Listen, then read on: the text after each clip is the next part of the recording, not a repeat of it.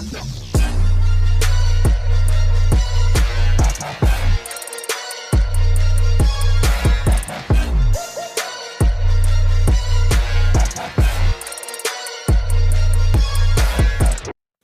good, YouTube? It's your boy Show back with another video, and today we're talking about manga. We're not gonna get deep into the history of like created manga and who made it first, but I want to talk about a couple of things.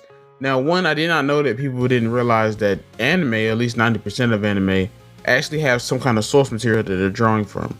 This is manga. If you guys don't know what manga is, it's a Japanese term for comics or graphic novels. It is a big critical element of Japanese cultural landscape. Over the years, it's been growing it to the point where it's really transcended its origins. It's a global phenomenon at this point. Like even here, you'll see like over in the US, there's like manga everywhere. I go to like a local store, it's like a regular store, and I might see like a couple books of manga there. It's like a big thing now. Like many TV shows, it can cover a vast array of different genres.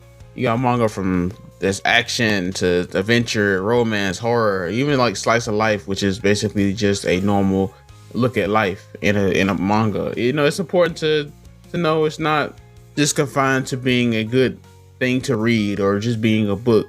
Manga is actually the driving force behind the anime. Anime, which is also another term that describes the Japanese style of animation. These mangas serve as like the script, so to say, for a lot of the anime that you watch. Kind of goes both ways though, because there are anime originals. There is anime that isn't related to no type of manga whatsoever.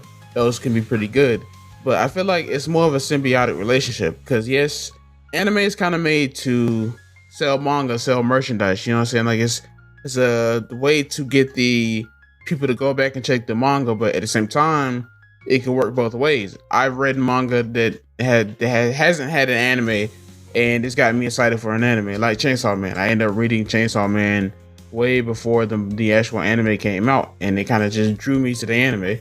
Now, the thing that's cool about manga is it's just more than just like drawings and stories. It's like it's a real unique form of storytelling. You know, anime is the visual aspect of it, yes, but manga in itself tells you a more condensed story most of the time. You know, it combines the art with narrative.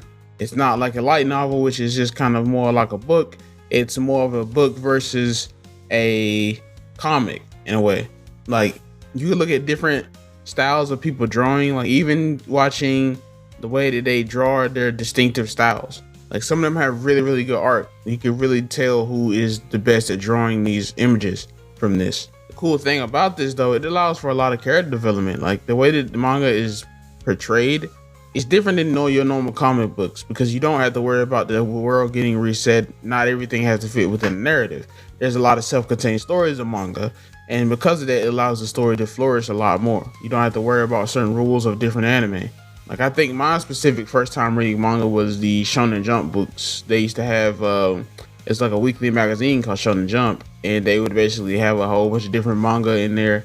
And it would be like maybe a couple chapters from each different manga. It was like 7 different manga in there. You just kind of read it every week. It would come out, and basically you would get the scoop on all these different chapters and all these different anime. And if you kind of tuned in every week, you would just get a little bit more of the story as it goes. Now, we talked about anime. We talked about why manga exists. Manga is basically just an art form at this point. But why does anime exist? You ever think why there's so many anime? It's simple. A significant number of anime series are adapted directly from manga itself. They basically take the static art and the narratives from the manga, and they change it into like a dynamic, moving visuals and sound project, you know, and it doesn't always work out, because sometimes animation can ruin a project, and sometimes animation can hold a thing back, to be honest. It sometimes, depending on who you got to animate it, can actually hurt your source material, because either people might go check it out because they like the story but the animation is bad, or they might just drop the anime entirely. Like think of some of the stuff that has been adapted from manga. A lot of popular series like Naruto, One Piece, Attack on Titan, they have all been successfully adapted into anime. They all have decent animation. Regardless of what you want to say about One Piece and the pacing of Naruto and the fillers, they've been adapted pretty well.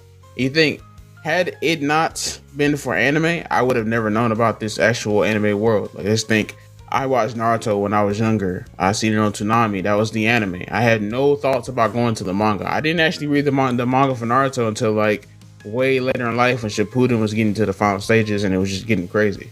That's kind of what anime adaptations are for. They're to bring something out of Japan and popularize it around the whole entire world. Like, we get to see the anime. You know what I'm saying? Dragon Ball Z was broadcast everywhere. That's how a lot of people who became anime fans stayed anime fans, seeing the anime. So it's like, it's not to say the anime itself is just a byproduct to sell merchandise or a byproduct to make something more popular. It's a tool that's used to really show how good a manga is, and it's really just to foster cultural impact and grow global reach. The world's changed a lot. You know, the cultural impact of anime and manga cannot be understated. Both manga and anime have had a significant impact both in Japan and in the world. Like in Japan, manga is just a part of daily life, enjoyed by people from different there. Some of the themes that you see from manga, it's interesting to an international audience. You know, like, we love seeing that kind of stuff.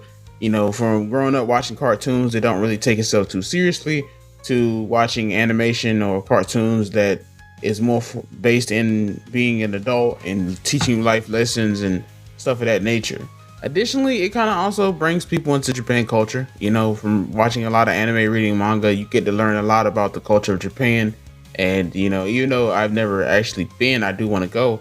It does give you sort of a glimpse into the way that people think. It's basically, there's a lot of different anime that deals with the culture and the background behind Japan and the history of Japan. It's a lot you can learn from manga, not just seeing a cool story, but it's a lot you can actually learn if you were interested. Now, with that being said, manga's importance to anime cannot be overstated.